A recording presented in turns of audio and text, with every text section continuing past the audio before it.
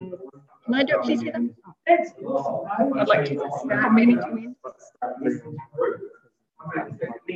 Yeah, so I'll go and do that now.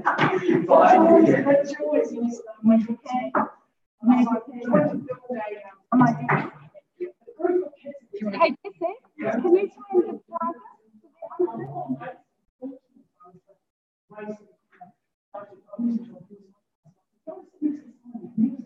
yeah.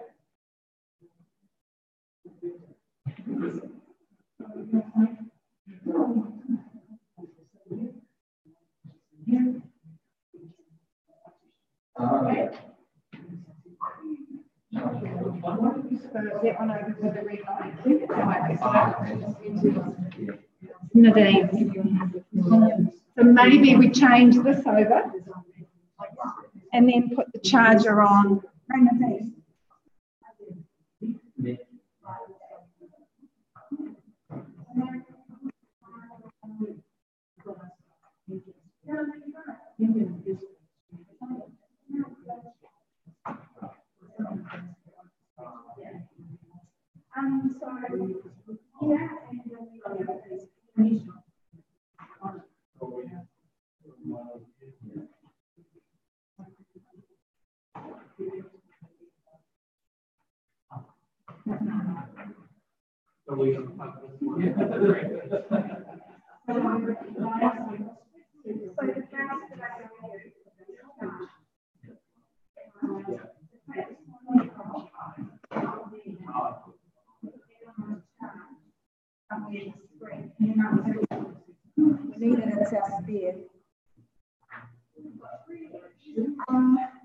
Media,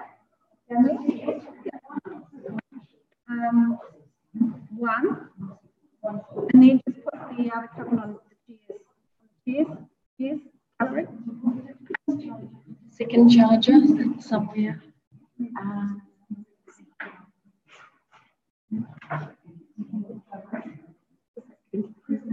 That's what you, yeah. Yeah. Then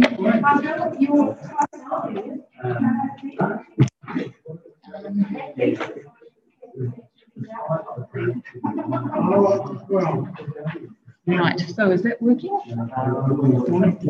Morning.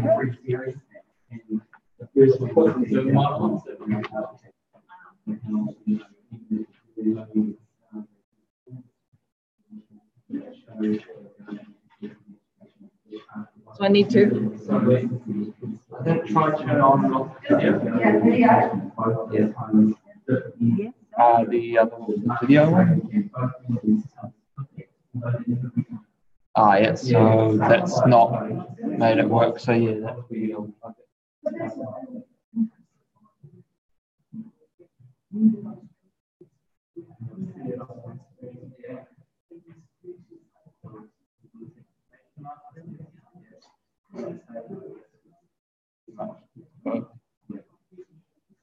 Now, if you come and hit the video again,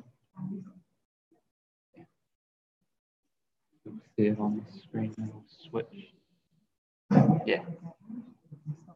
Yeah. Zoom on the. No, it's because she hasn't left the meeting yet on the laptop, so it's not the host yet. So that's why it's showing. So at what point do we click Zoom there?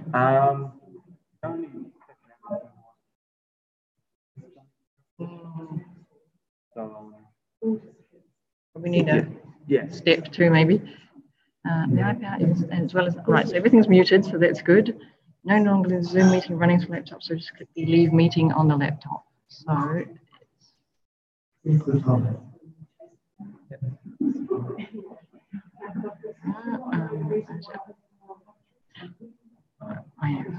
no, not end.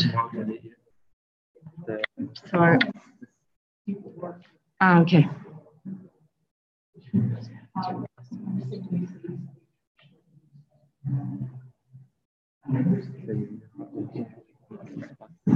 Yeah, in there. Chambers, okay. Oh, is in it? Make host.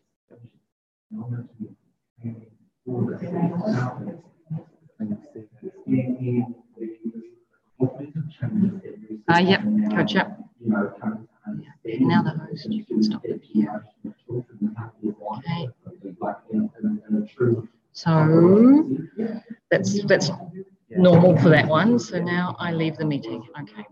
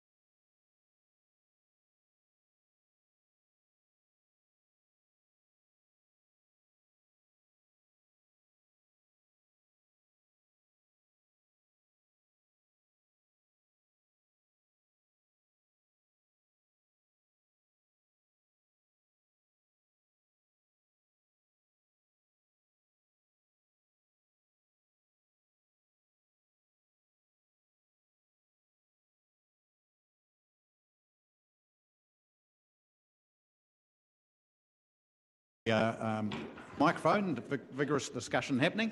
So welcome to the meeting. Before we launch into it, I've got the equivalent of giving the teacher an apple. Councillor Arcata Brown gave me an apple from your little tour the other day around the horticultural blocks, and thank you, Councillor Arcata Brown. I'll have to eat that at morning tea. Okay, right. We'll launch into our agenda. We have GHL joining us later on, and a varied agenda today. Right, apologies. Are we all? Oh yes, he's got commitments, so he'll be in and out a bit. So I guess that just be noted in the agenda, in the minutes. Declarations of interest, anyone? No.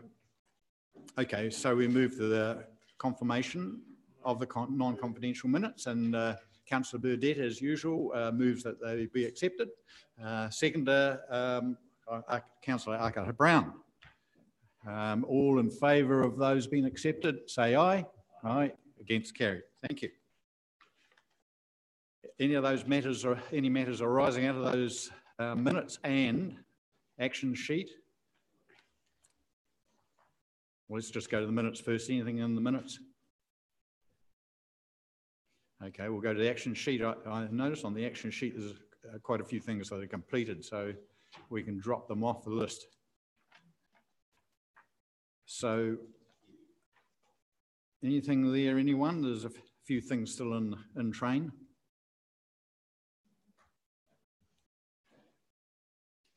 Nothing? There's nothing to move. We've moved the minutes. Okay, so, sure. Thank you, Mr. Chairman. Just one question with respect to the review of the library, 005, and I understand that some councillors have been invited to participate. Is that a fact, or is there still an invitation going to be sent out? I'm unaware of where that's up to. Who could answer that? Have you? Just yesterday. Could we perhaps have the process clarified, Nadine, Mr. Chairman? Are you able to do that? Yeah, so through the chair, the steering group members will be invited to participate in a process, but I'll get the actual full details around project timing, who they'll be interviewing over for the period, just to provide you with some certainty going forward. Mr. White's not here to comment in detail, but as I understand, they will be targeting some people to be having discussions with, in particular those that were actively involved along in some key decision points. Are they? All chairs? And will the progress be reported back to this committee? Right. Can I supplement you, Mr. Chairman? Can I suggest that perhaps anybody who's interested as a councillor has a right to be interviewed? It's a council sought to have the review, and it seems a bit unfair. I mean, not everybody might want to be given the opportunity, but one might think that those who wished to be interviewed could make themselves available. I know that will take time constraint, but I mean, what's the point of doing it if we aren't going to be open and transparent and allow those who want to be a part of it to be so? I'm sure once the chairs and the steering group are contacted, that two-thirds of the councillors would be involved. So adding 2 or 3 that are really interested, then I can't see any. Is there a burning desire from other councillors to be involved? In the room, someone say, "Why just the chairs?" And so I'm making it. Okay, well, I'm asking them now. Do other councillors want to be involved?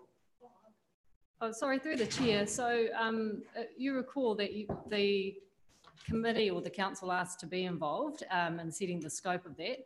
That is when they facilitated the workshop. Going forward, this is now about actually getting the information that they need to be able to provide you with the concerns that were raised in the scoping part. So I'm sure they would be open to anyone who would like to meet and talk to them. It is a matter of just scheduling that. The issue around having chairs and the steering group, again, is because they were actively involved, or the steering group in particular were involved along the way of that process, and so there will be particular aspects that the project evaluation team will be looking at to determine whether we deliver that project appropriately. The question about participation of councillors, again, that will be a question of what the value add that it will have to that process that that project team are undertaking. Okay, thanks, Nadine. Councillor Dowsing?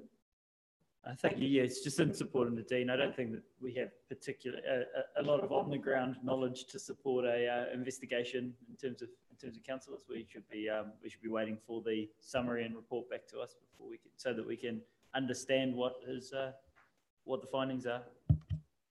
Okay. Yeah, I tend to agree with you. Unless you've been intimately involved with the project, well, I'm not sure you can add much to it. Councillor Argata-Brown? Just in respect to that, Mr. Chair, is that constituents talking to you and asking of you questions, and that, you know, it's not the reason I guess more interest in this space, in that we are often posed questions we don't know and we have to follow up with staff anyway. But I guess the interest is that it is a municipal space that we hear a lot about. So for me, my interest is in regard to what we've learned and heard through the media, as well as people asking questions. Okay, as you've heard from Dean, you'll get the opportunity. Righto, let's move on. Now, just going through the other item of the agenda, and I'll just say them in block, number 5 to 9. We haven't got anything coming up there, so we'll move to item 10, credit card policy review. Move Councillor Dowsing, second Councillor Seymour. Is there any decision, I believe, on the resolution to be 2A or B?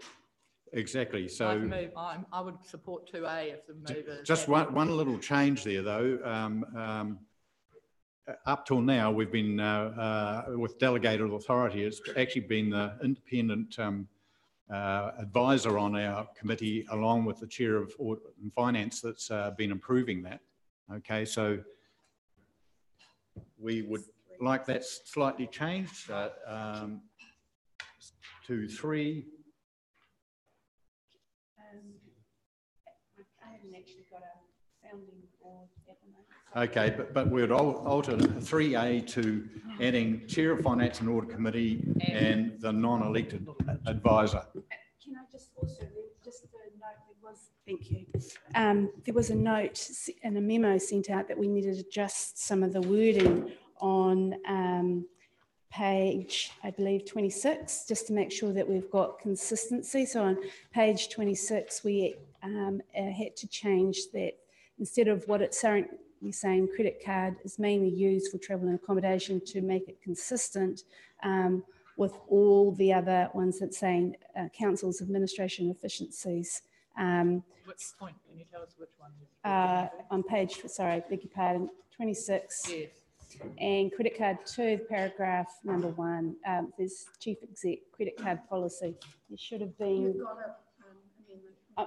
on your table, so they're just. So that was just giving you reference to that. Yep, we have it. Thank you. That change and that wording within the.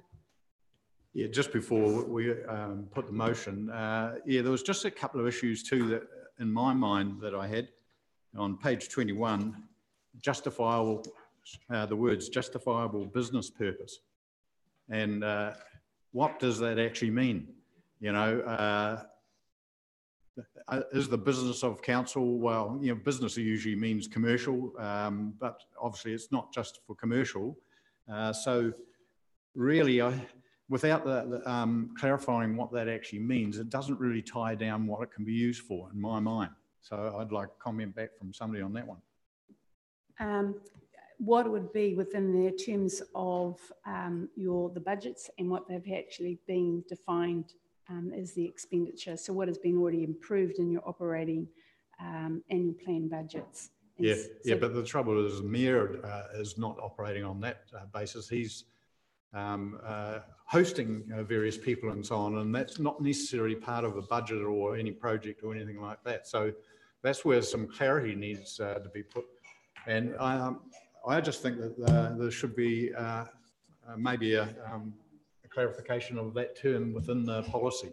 Sorry, through Yeah, schedule, yeah. through the chair, Well, it could be. Sorry, through the chair, your sensitive expenditure policy, that is due, I think you're going to workshop that will provide further guidance around what you can explicitly use the credit card for. So it's another mechanism to support.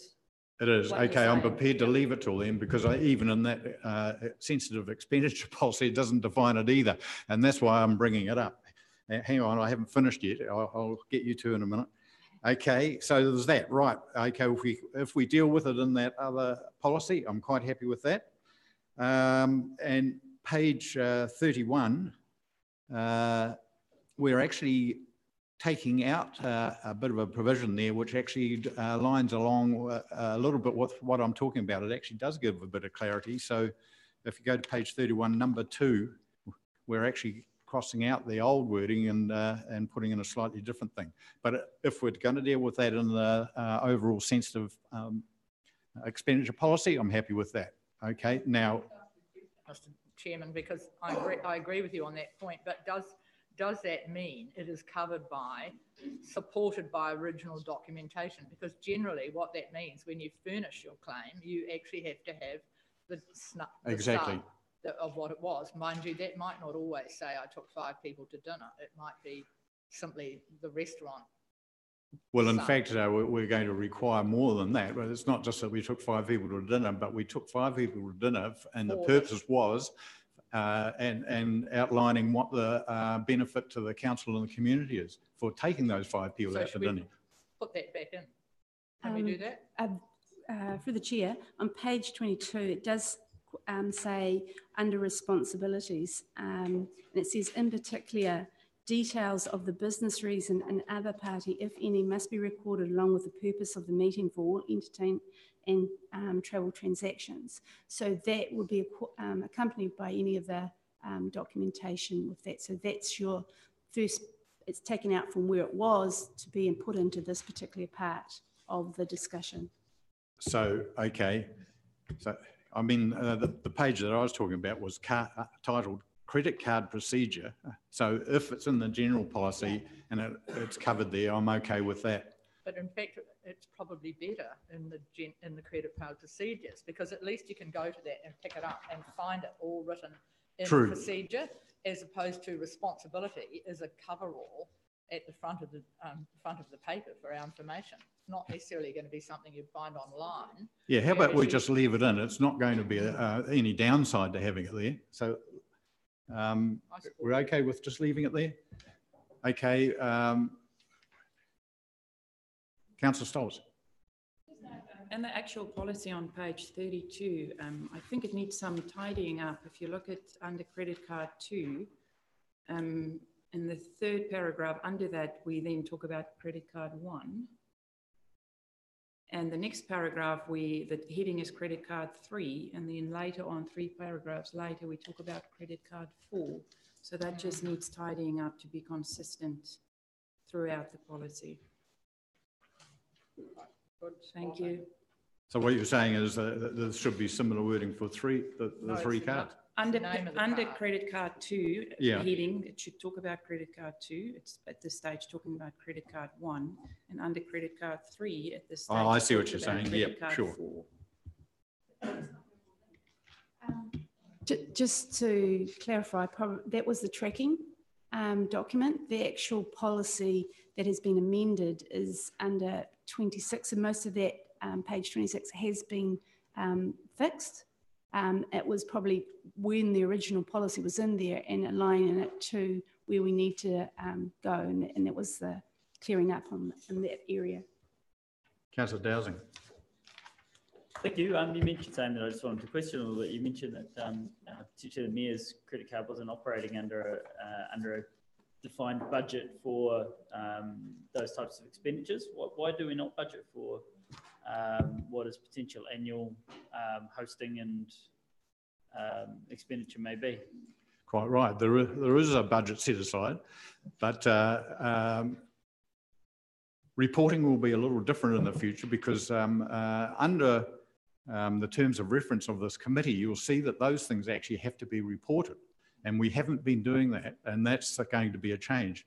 And that is also going to be extended to councillors' expenses as well. So that's another area too. But you're quite right, and some discussion around that budget needs to be taken at some time to give the boundaries around it. What's a reasonable budget? But of course, his activity in that field is a little unpredictable because you're not going to, it's not like planning your year forward. Well, he can't do that because, of course, things come up as they come up.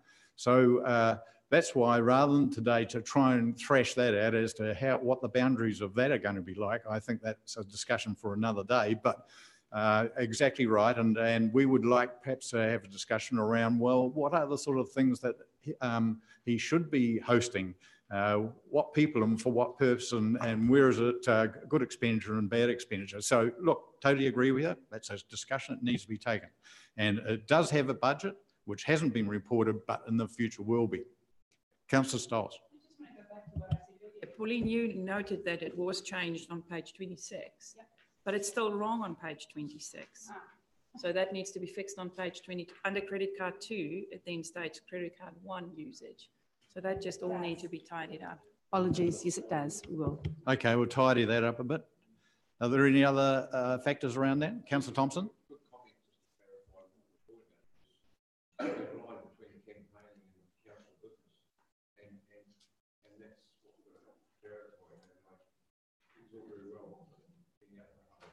Some of that could be seen as campaigning. So. And that's what we're not going to try and thrash it out today. Councillor Arkadar-Brown. Thank you, Mr. Chair. Pauline, I was just interested to know, with credit cards, do we move through different bank spaces in regards to the interest and all that side of it? Or do we have, in the credit space of a bank issuing these and all that? Is there much movement going from banks to get the best deals for our credit cards? Is it? I was trying to figure out if that was in the report. For the chair, yeah, the credit cards, no, it's just Westpac because of there's not much margins, and we don't do that many transactions through the credit cards. It's only usually for ease of doing business, if you like. So it's minimal. Most of it's done in the normal process that goes through. And the 7 is enough. We're not going to get any more. We should be able to. No, it should be. No. Okay, I'll put the recommendation all in favour, with those changes, of course. Yeah. So we've got those few changes that we've talked about, but also adding in our non-elected member into 3A. Is everyone happy with that? Yeah, not B. Okay, is everyone happy there? Okay. And can we have the workshop added to the action sheet? Have the what, sorry? Workshop added to the action sheet. Oh, okay. Yep, sure. Yep. We'll do that. Actually, I was hoping it would have been done well by now, but we've had a busy program with Audit and Finance, so we haven't had an opportunity. But good point. Okay, all in favour say aye. Aye. Against, carried. Thank you. Long-term plan changes, page 34. Through the chair, I can just just say some points of adjustments on this before we start. On page 36, there's a paragraph which says the living wage. The heading refers to living wage, but the actual increases estimated are those forecasted by the government to increase, which was effectively referring to the increase in the minimum wage. So that's the first point, just to clarify that. On page 37, it gives a reference, and it may have been a bit confusing with it, on number 19, where it said that if we had for any representation review, that $40,000 would equate to a 4.96%. We know that the year one of 4.89 does not change, and it will not change with this process. It's still with that. It was just trying to signal that that would equate to under this as a 0.7% increase. But it has not been included in any adjustments because it doesn't occur in the first year as well. Okay, Councillor Foster. I'm struggling to approve this actually.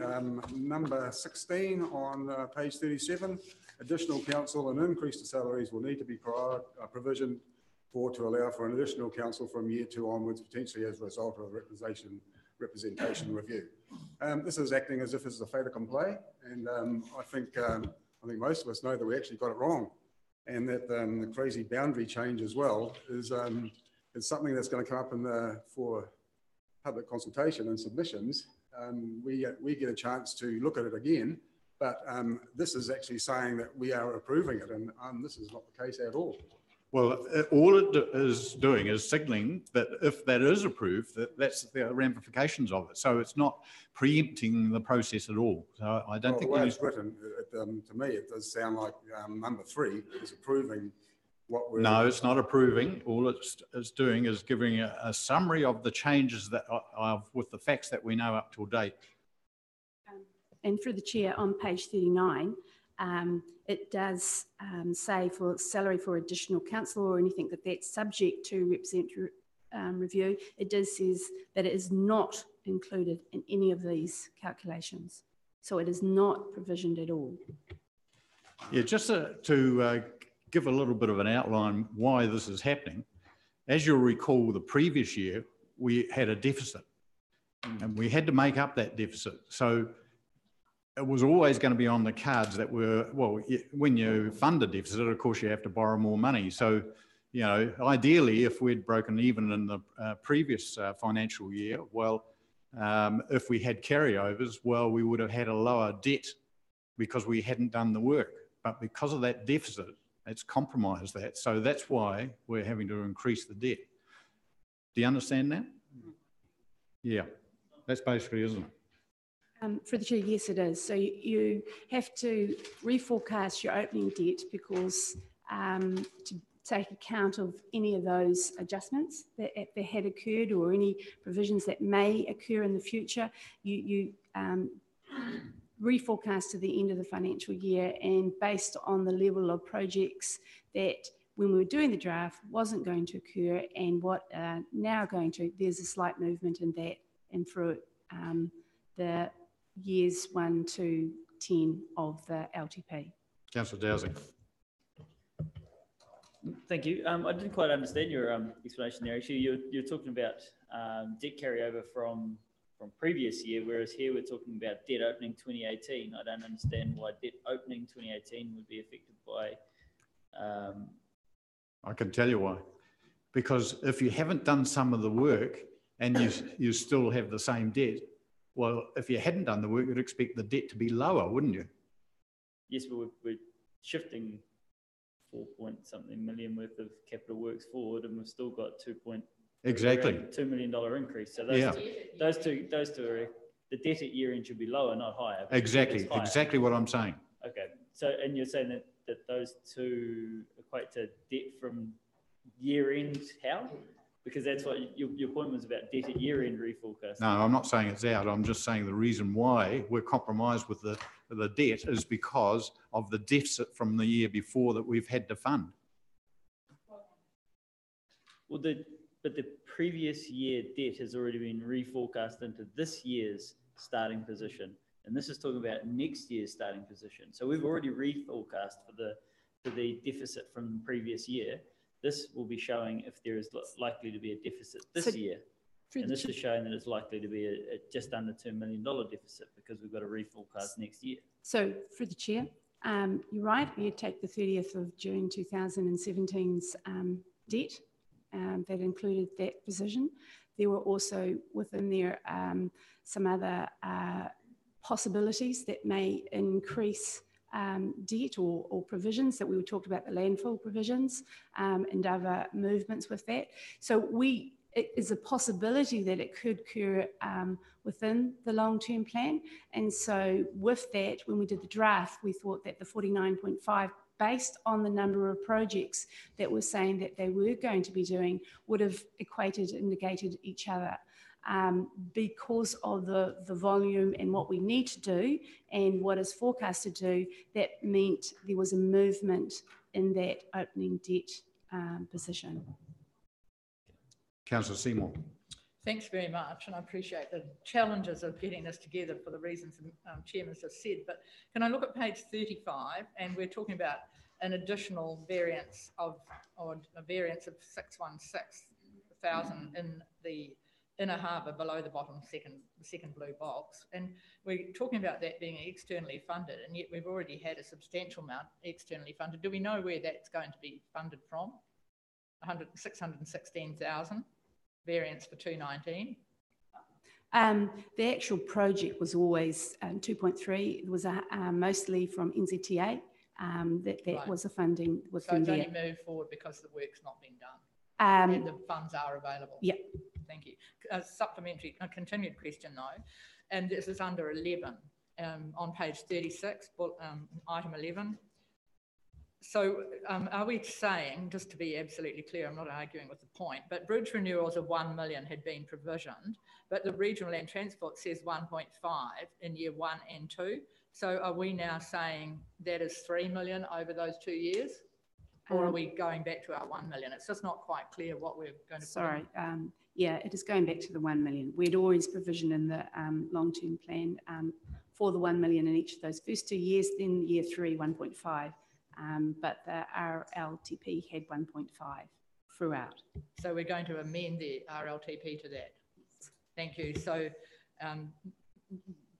that covers that one. Then with respect to the Tarahura, because this is the same as Councillor Foster's asked, the Tarahura River walking and cycling, the fourth bullet point there, which had provisions starting from year 1. Now we've shifted it out, which is totally reasonable. I'm not arguing about that, from year 3 to 6, but we have added 500,000 to it. So that's just the provision that we're making at the moment. That will be subject to further debate. So what we've got, what we're saying, what we actually agreed in their draft LTP, we would have to make sure that our LTP aligns with what we had put, and then for the timing of it and the amounts. Again, so to be clear, we're going to amend the RLTP to reflect what we're saying in our LTP. Yes. I just think it, I mean, it does say it requires a change at 10, but it's really 10 and 11 need to be drawn together. Thank you. Okay, yeah, Robert. Yes, I'd just like to say, with given the forecast debt, I guess it remains even more critical that we stay within our annual operating budget for operating services. Absolutely. Okay, thanks for that. Yeah, we'll be conscious of that when we have the hearings for the LTP. Did you want to say it? No, Bill? Councillor Cranston. Just with the carryovers on page 35, I know the Peel Street toilet was supposed to happen in this financial year, but it's not likely to, so whether that was a carryover.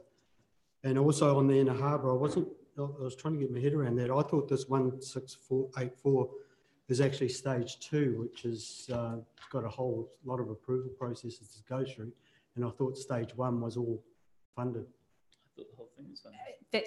That's right. It was the numbers with the projects. There was actually 2 projects in next financial year. One was 1.68, which was GDC funded, and there was another project which was 2.3, which was all externally funded.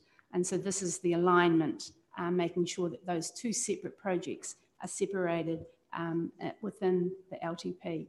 Before we were just recording the 1.6. Yeah. Mm. And the Peel Street toilet, is that a carryover or not? The Peel Street toilets, I believe Andrew, Mr. White might have a little bit more of an update on that one. Councillor Dunn? I thought I saw you put your hand up.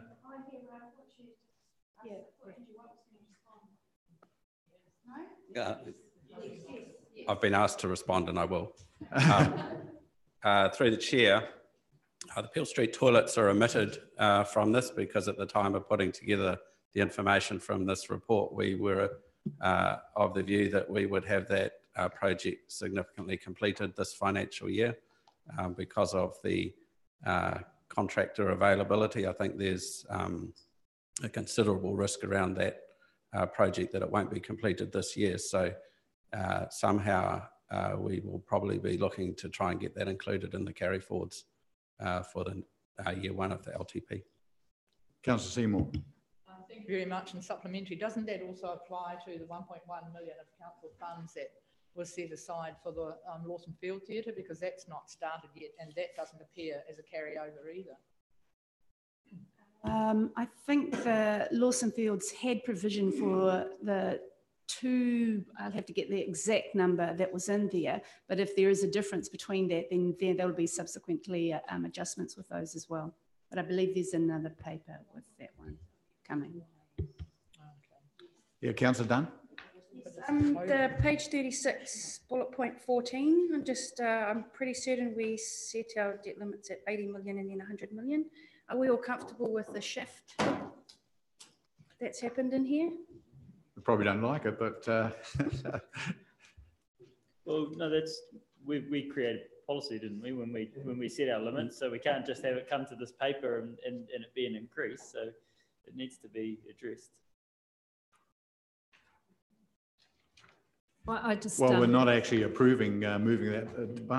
Is it in the recommendations? Sorry, can I, through the chair, can I just comment on that particular one? So as part of the finalisation of the long-term plan, when all the deliberations have been completed, this will be one of the resolutions that you may need to make at that point. This paper is not asking you to resolve to that. It's giving you a heads up that given what's on the box here, we're likely to need to look at revisiting that cap, or you could stick with what you have and we will live within the means. The wording of the recommendation says proposed changes, so it doesn't actually put it in concrete. Okay, Councillor Thompson. Yeah.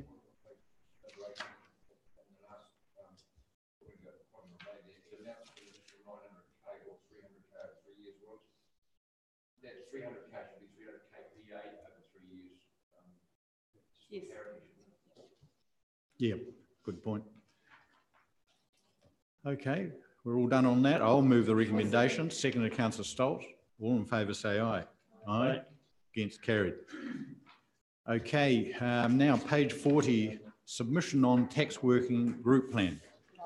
There's been a bit of discussion around that, and look, the original concept about why we'd make a submission is not outlined in that report.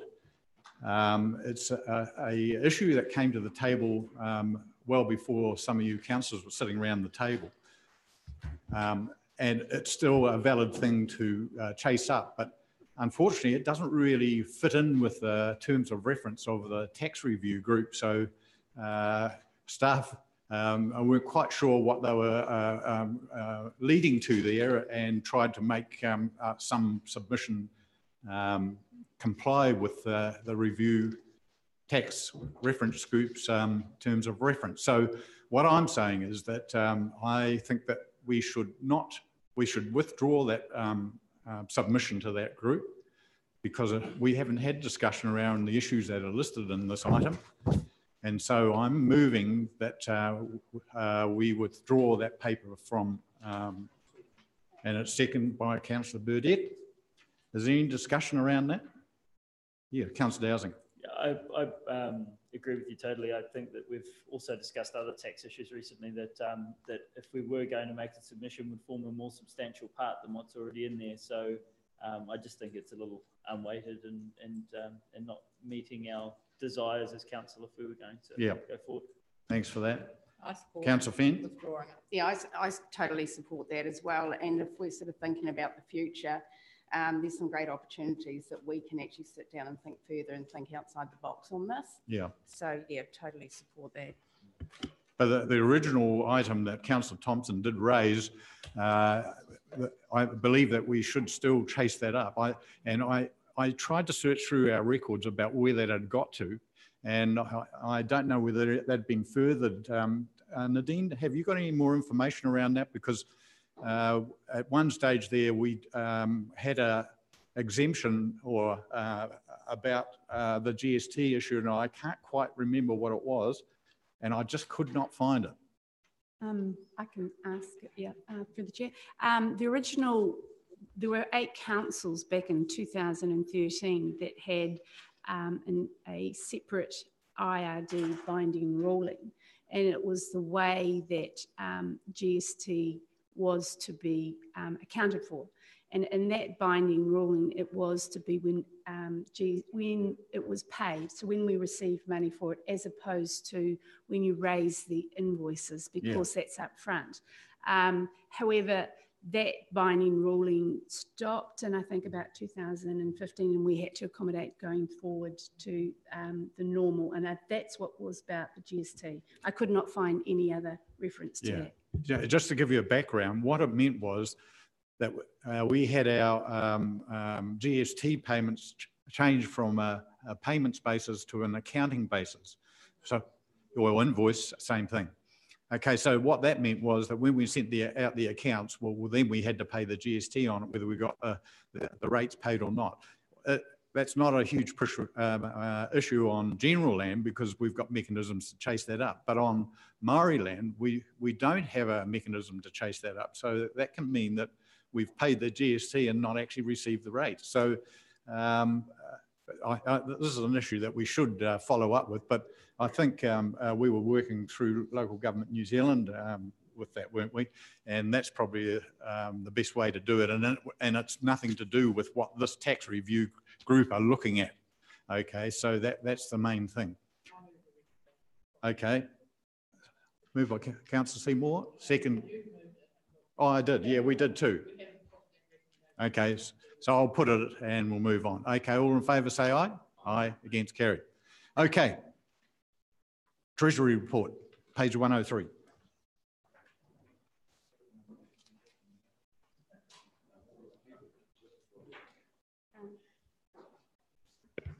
There's not an awful lot of changes as per normal things, but I will just identify one change that has occurred since in April. If you look on page 105, there is section 2 that says this graph shows the current debt maturity profile, but down below in the lowest table, it shows borrowing at 18.2 or 41% maturing within the current short time frame. Since that time and moving towards looking at where our debt is if anything's more longer term as opposed to a short term, because we have cash flows fluctuations. We have negotiated a $5 million debt, which is due in 2023 for 5 years, and that converts that to 29%. So we're looking at our debt profile all the time and configuring those kind of things. So that's about the only major change since when this port was first written. Of the 44, yeah, of the 45. So basically you've got total debt, which is saying that we have on first page on 103 is 45.4. So of that, we've taken away from, that was a short-term debt, which is maturing now. We've moved it to a longer term, so it changes our profile. That's right. And what time is it held over? 33? Yeah, 23. 23, okay. Right. So we're going to have a meeting with our Treasury advisors at some time, aren't we? After we've got the long-term plan in place to look at the effects of interest rate rises and debt and all the rest of it for our period of the long-term plan. Anyway, any questions around that? You're moving it. Councillor Stoltz, second. Councillor McLean, all in favour say aye. Aye, against carried. Page 109, finance report.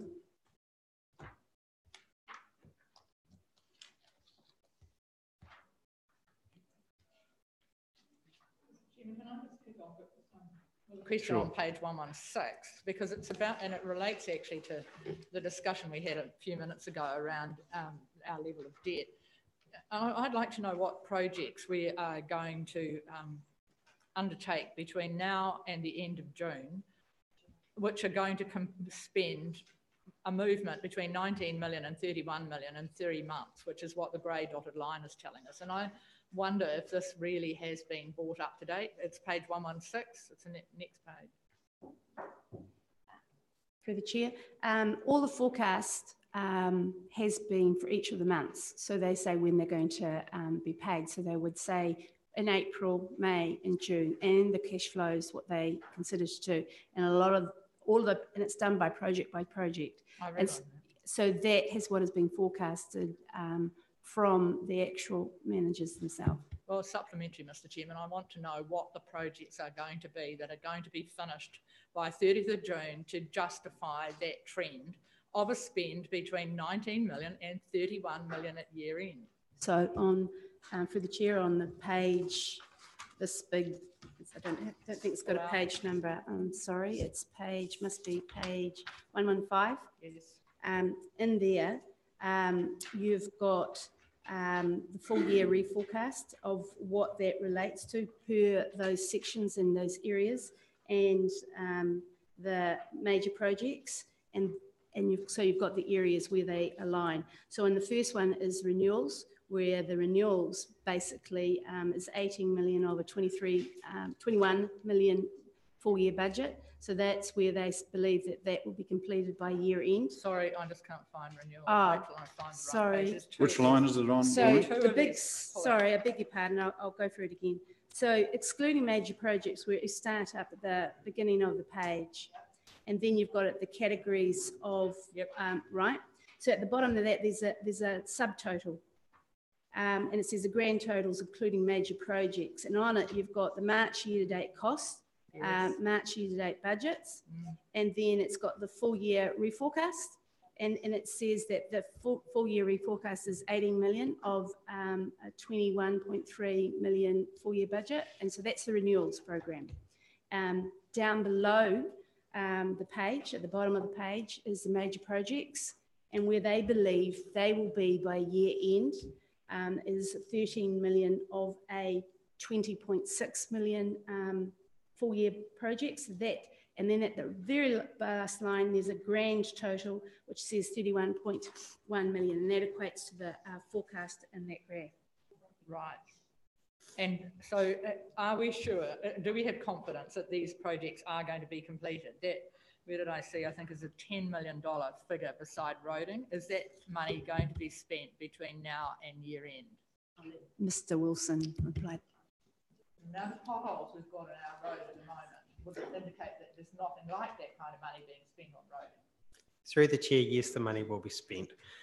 You're looking at the major projects on the state highway in the north. We haven't been invoiced for those. We have also only just received the invoices for the likes of Gladstone Road, which is close to $1 million on its own.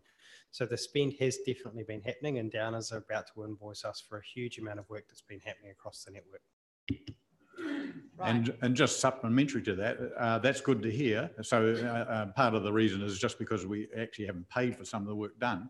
But the other question is, are you confident that all the work that was planned for this financial year will be done?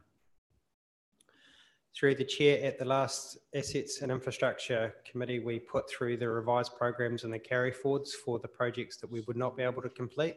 So the most major one that we won't be completing this financial year is up at Wainaki, and that's because the groundwater is far too high that the costs of pumping have become prohibitive. So we're looking to push that one over. The other big one was the Douglas Street water improvements that you know that we've pushed over. Yeah.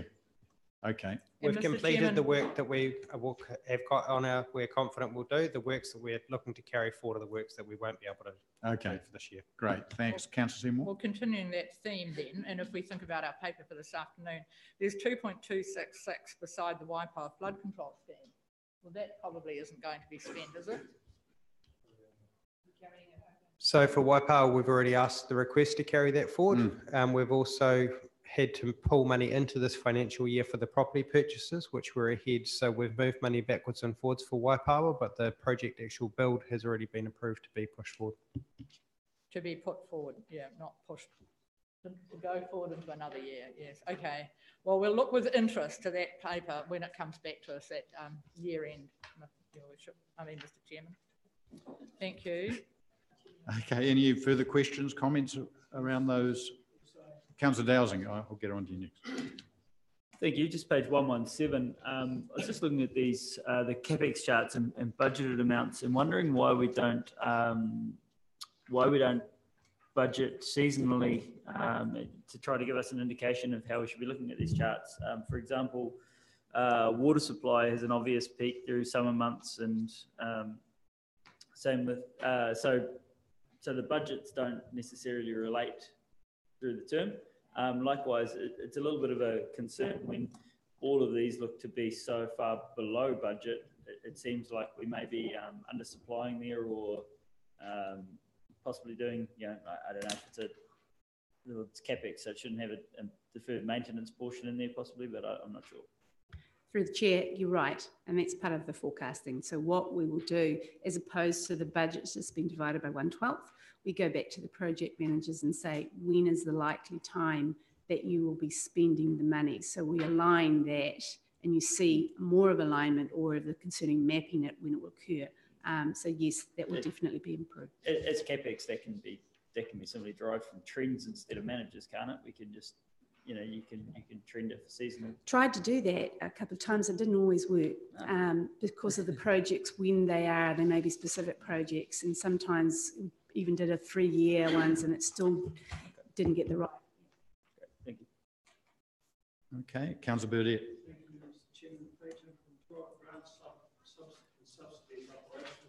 The last part of the first statement, this also includes new funding received from the New Zealand Transport Agency for stock control, 188,000. We go to page 118, you see the details, and that's made up of dog registration rates, penalties, and other issues. Look at the surplus at the end. Sorry. The surplus at the end, and I've been to Environment and Planning. I've talked to the transport agency person at Tairāwhiti Roads to try and get a handle on this. My concern, and I'd be failing in my duty as the Northern Councillor if I didn't bring it up. I understand this is financial reporting and giving councillors a better understanding of the issues, but this is a major one. That's where all the stock control problems are, and yet I just can't get how that money is being allocated. And when I look over there and see that huge surplus, there are real questions about the whole thing. Through the chair, you're talking animal control? Yes. Okay. Some of that is to do with the accruals of when we see dog registrations, and at the end of the year, if that's adjusted, we would do those amendments within that. I can come back a little bit further with regards to if there's any anomalies with those details, but most of it would have, I would imagine, and I have checked some of those things, it was to do with the accruals with the dog registrations and the fees. And this is year to date, that deficit. So the adjustments should be. Thank you for that. Do you want an answer this afternoon on assets? Supplementary, Mr. Chairman. Yeah. I don't have an issue, and thank you for that information. It's the 180,000 that come from the transport agency by way of resources for stock control. What I want to know is how it's apportioned. And this may be not the right place, but it's an issue, a major issue. I can come back to you, but basically it's, they can see the timing. You can actually see what the costs that they apportion to at the times and the overheads for the use of vehicles and the costs associated with that, but we can come back. Thank you. Okay, everyone's finished on this one. Somebody move see the report. Thank you, Councillor Forrihanger. Seconder, Councillor Dowsing. All in favour say aye. Aye. Against, carried. Okay. Rates and sundry debt report. 1, 2, 3.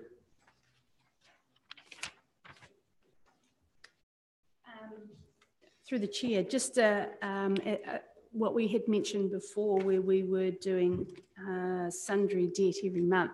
What we're trying to go forward will be every quarter when it aligns with the rates. So rather than you getting not a material debt movement report every month, every 6 weeks, it will be every quarter. So this will be going forward the whole of the debt recording. So that's a little bit of the change.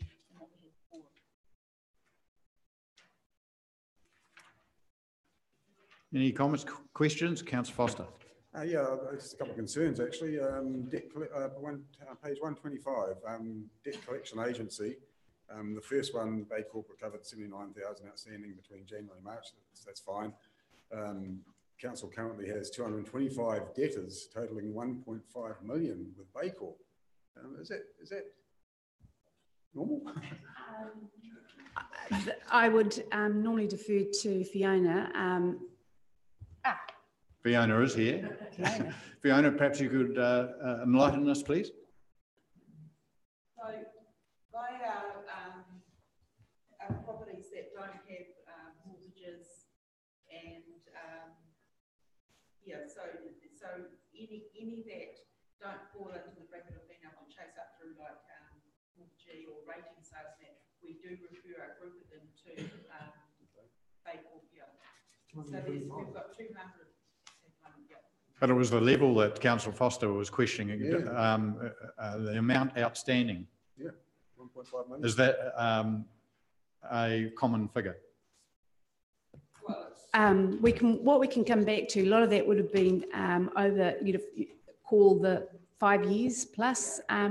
So the quantum of that would be more than you would normally consider as a normal amount. So you've got really long bad debts or long debt terms within that. So, but we can give you the trends of that if there's anything abnormal or is in a normal what occurs, but we can come back with a little bit more of that. Yeah, I mean, we've been tracking this for quite a while, different times of the year. I just do believe that this is quite high comparable to other times we've looked at it. So, yeah. And the other one too was page 126, rates rebate on retirement village residents, which is kicking in this year. Do we know how much this is going to actually cost us? Through the chair, no, it is nothing. It's DIA. They apply for that, and so we get it. We get repaid any of those that they have it. So it's no cost to us. Yeah, Councillor Thompson. I think again, the numbers we're dealing with here sort of Speaker. The numbers we're dealing with here point out the relevance of the previous discussion we had, because, you know, at 15% of GST that we've had to forward on, even if we do recoup some of this down the track, that money is outstanding in between times, and it's quite significant. It is a significant problem we have with our invoicing system on GST.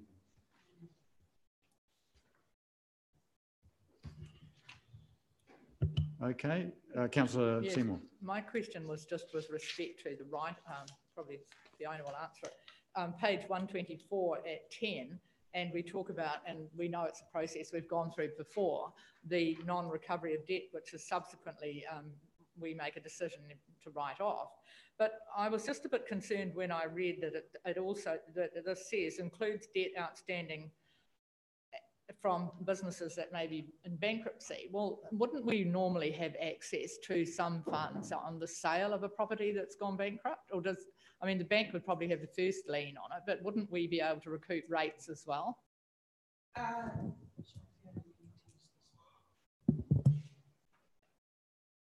Most of the debts that we're talking about there actually relate to the testing station.